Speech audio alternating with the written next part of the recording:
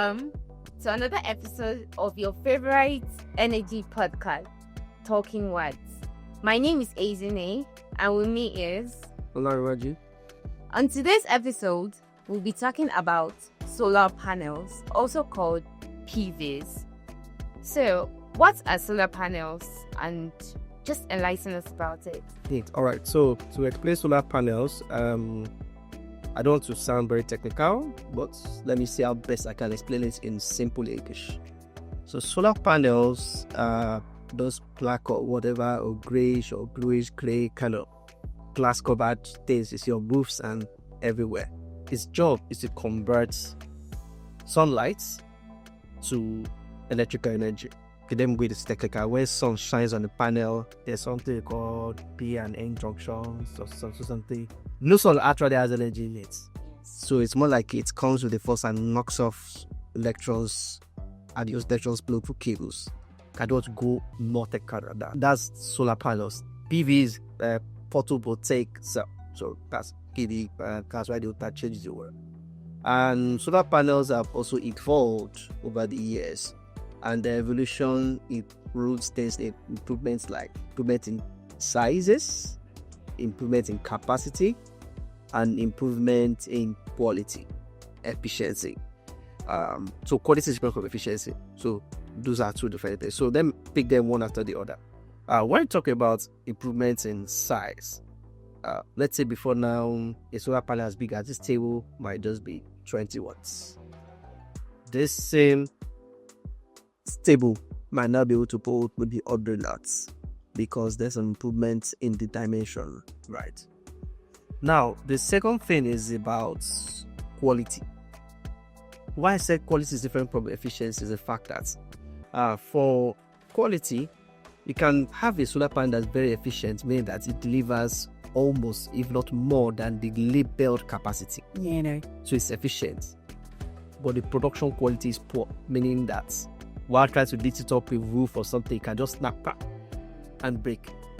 So technically, it's not really a bad panel because it's efficient, but it's a bad panel because the quality of the build. Maybe their new frames are weak, they can't easily unload those things. So that's actually the dicey balance around it. And when it comes to efficiency, gas is the biggest problem. In recent times, we've taken a lot of our businesses off the grid, right, over the past 6 years. And that's one of the major difference between us and a regular energy company, because these are products that we use and we understand them end to end. So over the years, we bought several solar panels, and you see solar panels with similar ratings but far cry from their power delivery. And this is because they carry different levels of efficiency. The same panels, the same conditions, or they still end up having lesser power from one compared to the other. And that's why you will see such a situation where sometimes in some situations a lot of people have invested heavily in solar systems, but that in fact I think I even hardly charge my battery. I'll go back to generator energy we had in our first episode. Okay. So now that your 5 kV generator, petrol runs it, right? Yes. So on the flip side, imagine that generator. Okay, imagine petrol rains from heaven. Just imagine that when it's raining, it's raining petrol from the clouds. Yes. Now, when that rain is coming and it's touching your roof, let's say, or the petrol raining down, we want to harness it to run your generator. So you need to put some kind of maybe collector on your roof to receive the petrol, right? Then you route it to your generators, either carburetor or whatever, and use it to roll. Okay. That's kind of system you created where you could harness that petrol falling from the heavens like rain is what solar panels are doing for the inverter. So it converts the sunshine to energy. And a lot of misconceptions. Some persons won't assume that it's the heat that generates energy. In fact, the heat even reduces the efficiency. Wow. Yeah, so a bright sun that is hot might generate lesser power compared to a bright sun like cool weather. So that's actually one of the misconceptions to myths around solar systems. Actually, it's not the heat. Getting hot doesn't really make anything different. All right, so now imagine your solar panels is generating the power and it's going straight into your inverter and you're using it. But at a point when the ray stops falling, it simply means your generator will rock off maybe a few more seconds or minutes and go off. And that is actually the difference between a grid-tied inverter system and an off-grid inverter system. Today we're not talking much about batteries, it's just solar panels. So for your petrogen, so imagine you now have a system where that fuel, as it's coming from the roof, you channel it and it goes into a drum first. Then from the drum it goes into the generator. So if the rays stopped falling, the petrol ray stops falling, you have enough for some time depending on the size of your drum. So we'll discuss that later on, maybe when we're discussing about energy change and the likes. So that's actually the job of solar panels, and that's how it works. And for us, where we have businesses running completely off the grid, and some of these business or office premises, we have like maybe 20 air conditioners, 30 air conditioners, running them fully off the grid, meaning that our only source of power is from solar panels. Now, enough people install solar panels and solar systems and just go to sleep and say it's zero maintenance. Technically it's zero maintenance, but there's still some level of maintenance. As you visit your offices and we've seen how these systems work, we have washers and cleaners on the solar panels. We have to care for these solar panels because they are our only source of power. Yes. So, in situations where the weather is even very bad and the sun is not shining, it's rainfall. Definitely we are not generating so much, so storage comes in. We still get our offices running optimally, even if we don't have to blast about the ACs and all that. Maybe in a future episode we'll discuss about energy efficiency and energy management. So one thing about solar panels is that for us, in situations where we know that this is the only source of energy, we had to oversize our solar system. To oversize means that in a situation where maybe you have a facility that needs just 40 kilowatts of power, Okay. you don't design your PVs to generate just 40 kilowatts of power because you never always have the sun at its peak capacity. So what we did is that, for example, if it's an office that needs 40 kilowatts power, we installed PV size of almost 80 kilowatts, 60, 70. So that margin gives room for the dark clouds or dark days where even if your energy efficiency is just 50%, it means out of the 80, you are able to get 40. Yes. And now, one of the biggest misconceptions is that some persons say, I saw solar panel, but my batteries are going bad, they're not charging. And the main answer to that is that it's garbage in, garbage out. If the power that is coming from your solar panels is not enough to, one, power the load on the inverter and have an excess left to charge the battery, even with your solar panels on, you are still depleting your battery. And when your battery keeps depleting over time, back to back and hardly charge, that battery definitely gets faulty and pack up. And those are several kind of issues and challenges people have with solar panels.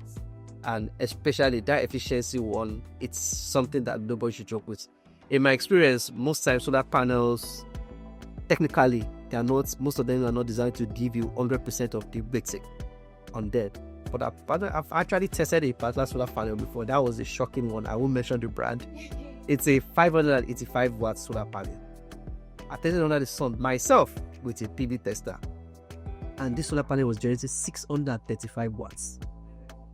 Man, that level of efficiency was not a very common brand, not a known brand. It's a new brand trying to gain markets, so they will try different things to impress the market. So that is it about solar panels. I hope you'll be able to learn something new about PVs. Okay, so we'll go on a short break, and when we're back, we'll be taking questions relating to this topic.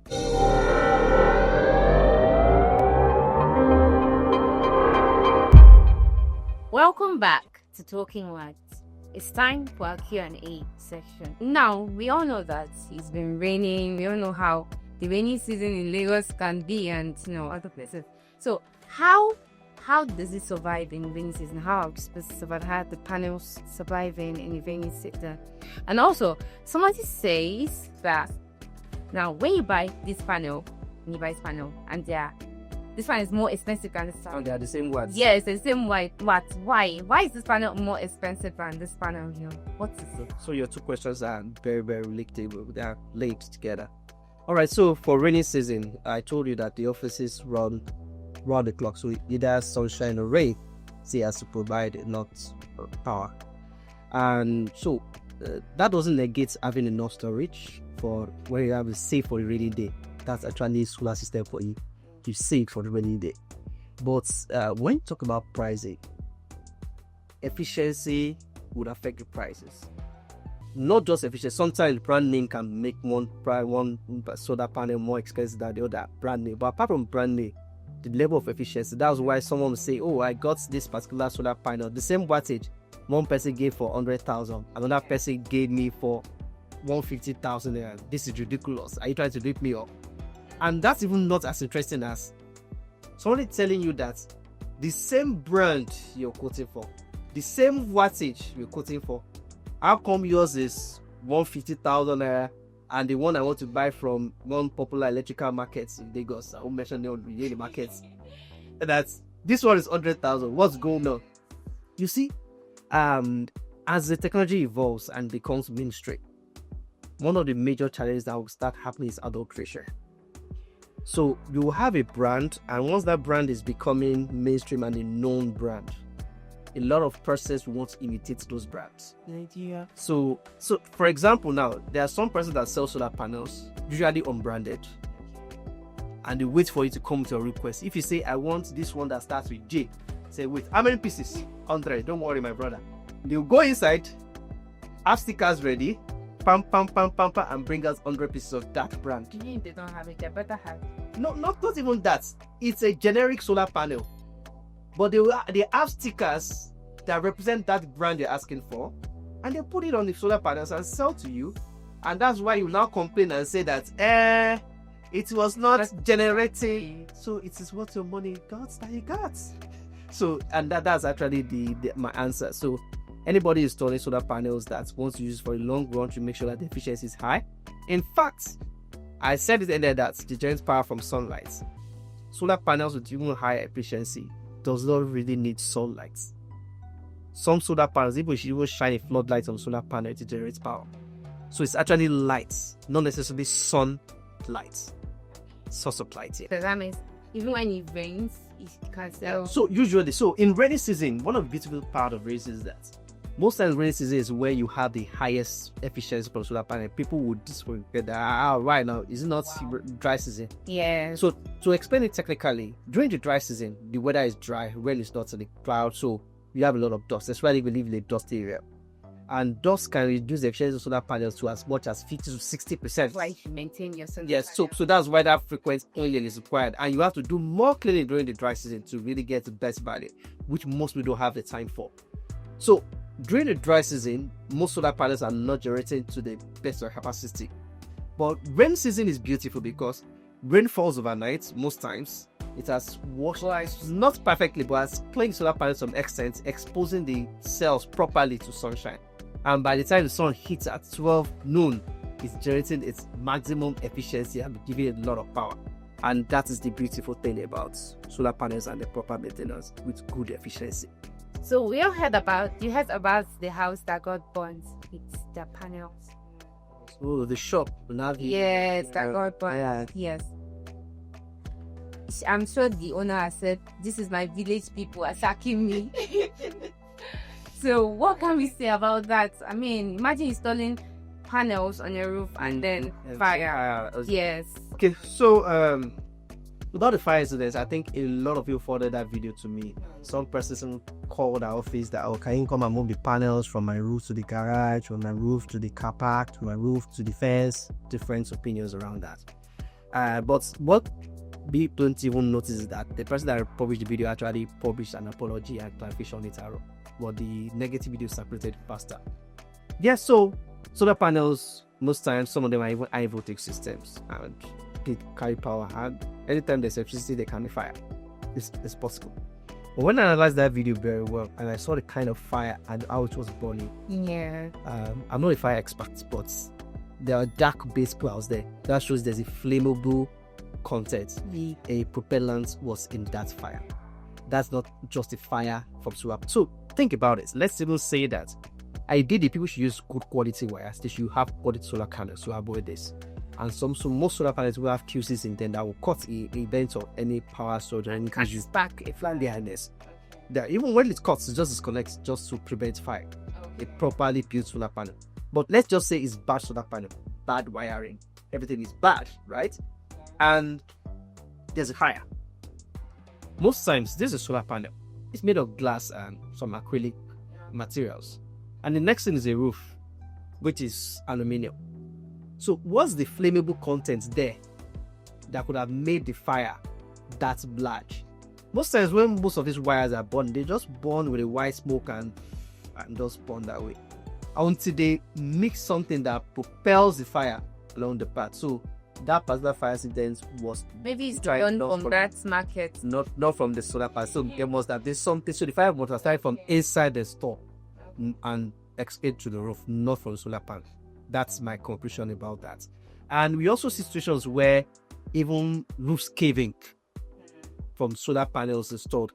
90% or not, don't let me exaggerate, maybe 6% of landlords in Lagos will say no solar panels That's my young Also, because of bad experiences they have. From leaking roofs, for installation of leaking roofs, to collapsed roofs. Yes. So imagine if a solar panel is about 10 kg and you decide to put 50 of that on the roof. That's about 500 kilograms of weight. Did you check the structure, the rigidity of the roof to be certain that it can hold that capacity? That's where professionalism comes into the place. Yes. The market is growing large and very fast. So there are a lot of people with half training that just come to the market and can connect positives and negative, and they do a lot of issues, cause a lot of problems. So caution, make sure that you involve professionals, make sure you buy quality materials, and then you're good. So I hope I answered your questions. What about the stones when you throw stones? Oh, stones. Yes, when you throw stones, solar panel will still work, but the glass is broken, which causes some distortion and reduces the efficiency of solar panel. Most times, solar panel will still be working if it's good quality, but the broken glass creates some kind of lines that obstructs the flow of light to the cells that are behind the glass. And yes, you can give the glass house. Don't throw stone now. And apart from that, that also comes to professionalism. The location where solar panels is installed, that means it's good proximity to where it can really get hit by such things. It's all about mix of professionalism and kosher, and that's my answer for that. Okay, thank you. Thank you very much. Thank you for listening to this episode of Talking Words. I would like to appreciate my co-host Olarewaju. Do well to like, comment, and share. And also, do not forget to subscribe to this channel and click on the notification button to be the first to get informed when a new episode drops. Bye.